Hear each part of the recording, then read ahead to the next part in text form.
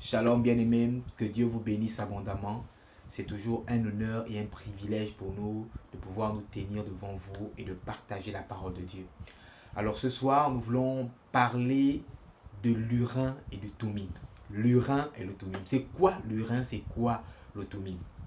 Avant cela, permettez-moi de prier. Père, nous te bénissons et nous te rendons toute la gloire. À toi la majesté, à toi l'honneur.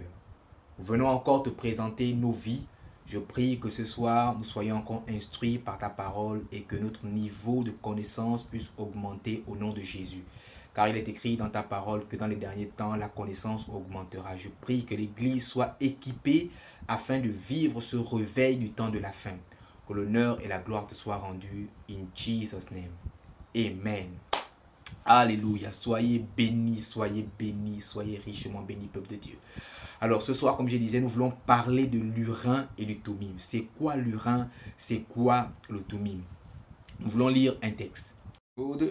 Exode chapitre 28 à son verset 30. Exode 28, 30. Permettez-moi de lire la parole de Dieu.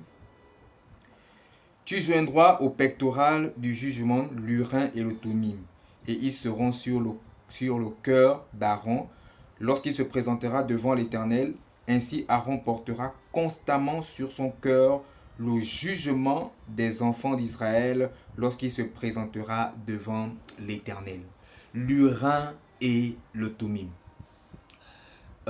Plusieurs passages dans l'Ancien Testament, notamment dans le Pentateuque, et même hors Pentateuque, c'est-à-dire dans le livre de 1 Samuel, on nous parle de l'Urim et du Thummim. C'est quoi l'Urim, c'est quoi le Thummim et quel était leur rôle, n'est-ce pas, dans la vie spirituelle des Israélites. Donc c'était quoi la connotation de l'Urim et du Thummim dans la spiritualité des Israélites, dans la spiritualité du peuple juif?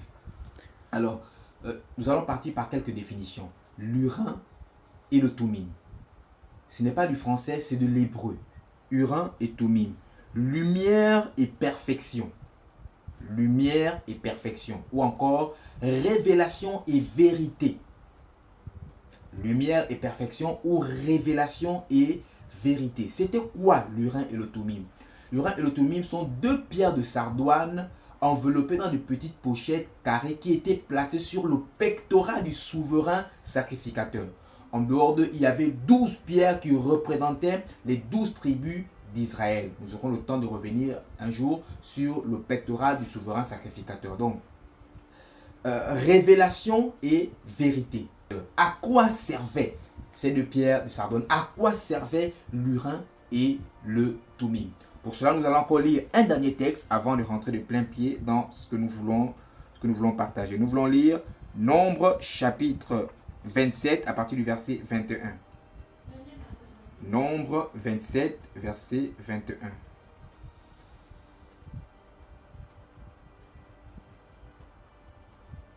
Nombre 27, verset 21. Il est écrit ce qui suit. Il se présentera devant le sacrificateur Éliézer qui consultera pour lui le jugement de l'Urim devant l'Éternel et Josué et tous les enfants d'Israël. Josué et tous les enfants d'Israël avec lui et toute l'assemblée sortiront sur l'ordre d'Éliézer et entreront sur son ordre. Un dernier passage, 1 Samuel chapitre 28 verset 6. 1 Samuel chapitre 28 verset 6.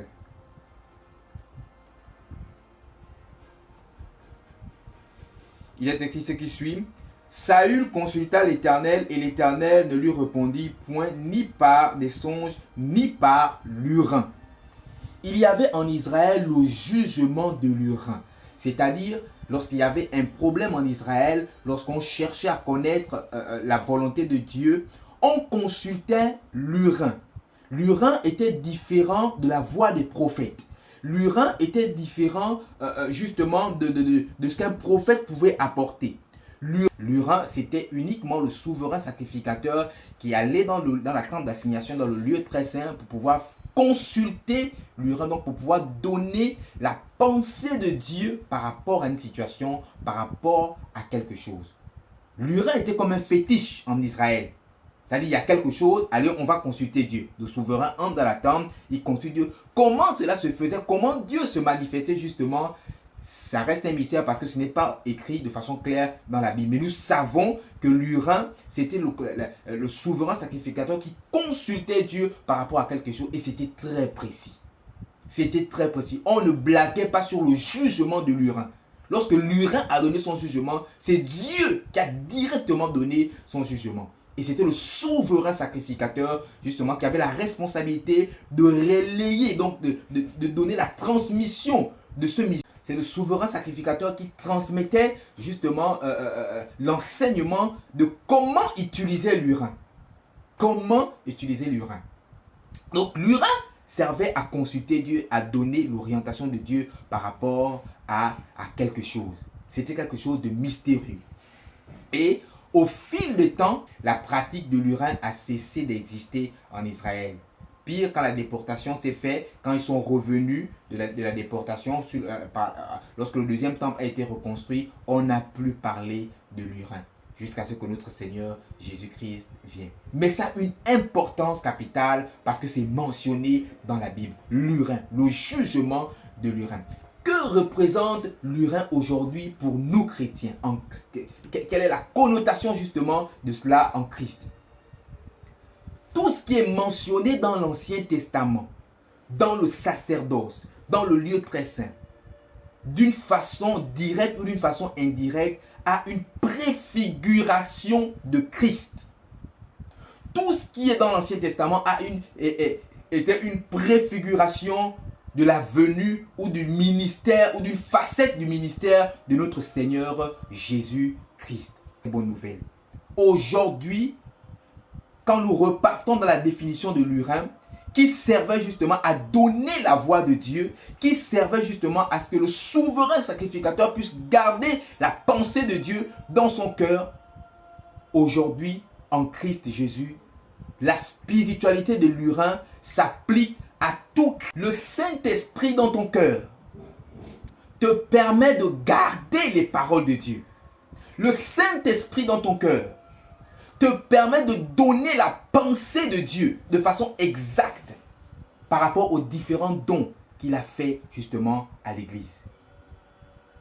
Aujourd'hui, toi chrétien, tu as la capacité de donner la pensée de Dieu par rapport à ta famille.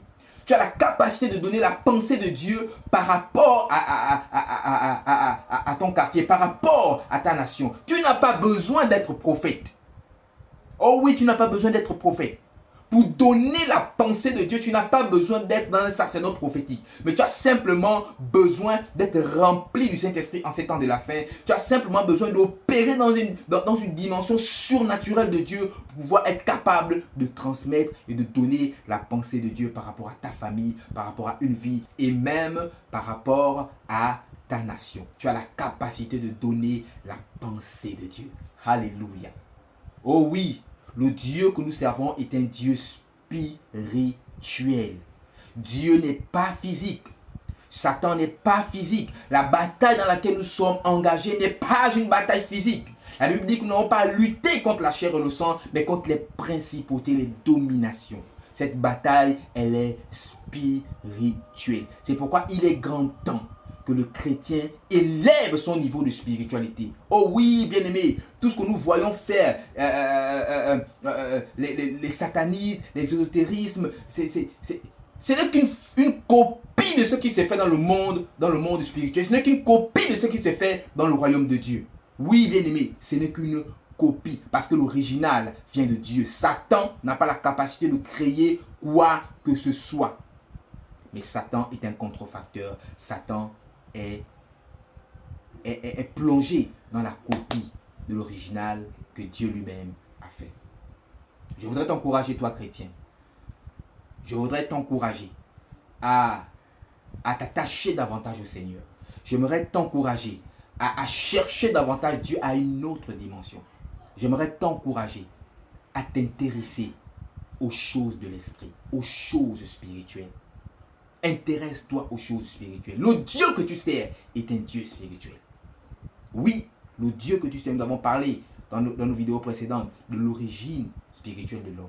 le Dieu que tu sers est un Dieu spirituel. Tu as la pensée de Dieu en toi.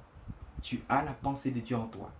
Parce que tu es dans un sacerdoce à la fois, à la fois souverain, donc tu es à la fois prêtre, tu es à la fois prophète et tu es à la fois roi. Nous en parlerons prochainement dans une autre vidéo sur ce sacerdoce qui englobe à la fois la prêtrise, la royauté et le prophétique. C'est le souverain sacrificateur qui consultait l'Urin pour donner la pensée de Dieu. Tu as le Saint-Esprit, tu es né de nouveau. Tu as la capacité de donner la pensée de Dieu pour ta nation, pour ta famille. Réveille-toi, chrétien. Réveille-toi, chrétien. Parce que nous sommes dans un temps où c'est la démonstration qui fera la différence. Shalom, que Dieu vous bénisse.